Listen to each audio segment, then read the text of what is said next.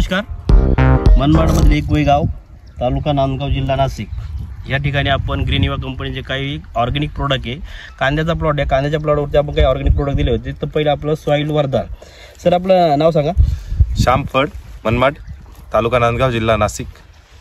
Sir आम्ही तुम्हाला green युवाचे काही प्रोडक्ट दिले होते. त्यातलं पहिलं आपलं सॉईल वरदान, बरोबर. सॉईल वरदान आपण पाट पाण्यातून दिलं. सोविंग आणि आवरा आपण पाट पाण्यातून दिलं आणि ग्रोईंग आणि आवराचा स्प्रे घेतला 3 दिवसात, बरोबर ना. स्प्रे घेतला. आता ह्या 3 प्रोडक्ट मध्ये आपल्याला काय जाणवलं सर? सॉरी 4 प्रोडक्ट मध्ये आपल्याला काय जाणवलं? सर्वात पहिले आपण जे सॉईल वरदान घेतलं त्याला आपण पाट पाण्यातून दिलं. ओके. तर त्या पाट पाण्यातून दिल्यानंतर जे जमीन जी आहे ती आपली भुसभुशीत झाल्यानंतर मुळीची जी असती तिचा प्रभाव वेगाने वाढत होता.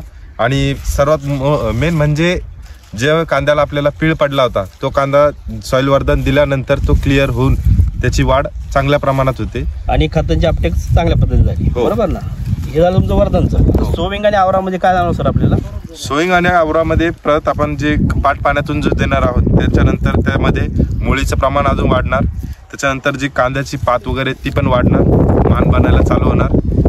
आणि त्याच्यानंतर आपण ग्रोईंग आणि आवराचा स्प्रे दिला. त्यातून तुम्हाला काय जाणवलं सर? ग्रोईंग आणि आवरा आपण जो देतोय तो पण सर्वात म्हणजे तो साईज क्लिअर साईज वाढली, गर्भधारणा चांगली झाली आणि सगळ्यात महत्त्वाचं आपल्या प्लॉटला पूर्ण कलर आला, हिरवागार कलर आला. हो, बरोबर ना.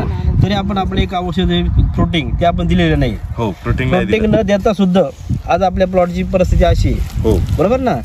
आता मला सांगा, इकडे आपण जो आहे आपला केमिकलचा पण प्लॉट आहे, बरोबर ना. आता केमिकलच्या प्लॉट मध्ये आणि ह्याच्यात काय फरक आहे? केमिकलचा जो प्लॉट आहे त्यामध्ये मुळवा झालाच नाही आणि जो आपण ऑर्गॅनिक जे फीड दिलेत त्यामध्ये मुळवाचं तुम्ही प्रमाण बघू शकता. केमिकल आणि ऑर्गॅनिक मध्ये हा कांदा ऑर्गॅनिक मध्ये, हा कांदा केमिकल मध्ये. तर ऑर्गॅनिक मध्ये असताना बघा याची साईज, मुळी आणि पांढरी मुळी, मुळीची संख्या बघू शकता आणि इकडे मुळीची संख्या बघू शकता. दोघांचा समोरासमोर बघूया आपण, दोघांचा किती मोठा फरक आहे, बरोबर सर. आता मला सांगा, हाच रिझल्ट तुम्ही मागे 2-5 वर्षापूर्वी कांदा करताय त्यात आणि याच्यामध्ये दोघांचा काय तफावत जाणवतो तुम्हाला?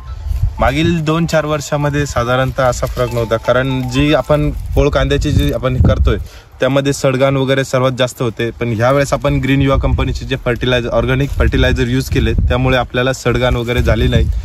आणि मुळात म्हणजे जी कांद्याची मुळी हा त्याचा मेन भाग असतोय, तो मेन भाग तो वाढला, त्या मुळीचं प्रमाण वाढलं, त्यामुळे कांदा फुगवणीसाठी आपल्याला चांगलं हे झालंय. आणि यावर्षी कमीत कमी साधारणतः 50% खर्च हा कमी झालाय. म्हणजे खर्चामध्ये जर विचारायचं ठरलं तर केमिकल आणि ऑर्गॅनिक मध्ये तुम्हाला किती खर्चाची बचत झाली? ऑर्गॅनिक जर फर्टिलायझर आपण यूज जर करत असेल तर कमीत कमी 50% आपला खर्च कमी होणार आहे. केमिकल फर्टिलायझर मध्ये आपला खर्च वाढतो.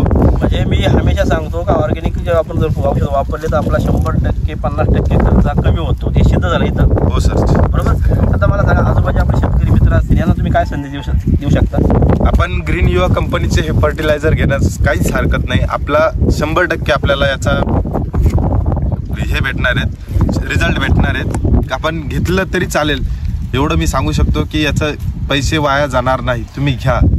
अजून एक मला सांगा सर, हा जो कांदा आपण ज्यावेळेस काढताना आपल्याला काय जाणवलं सर?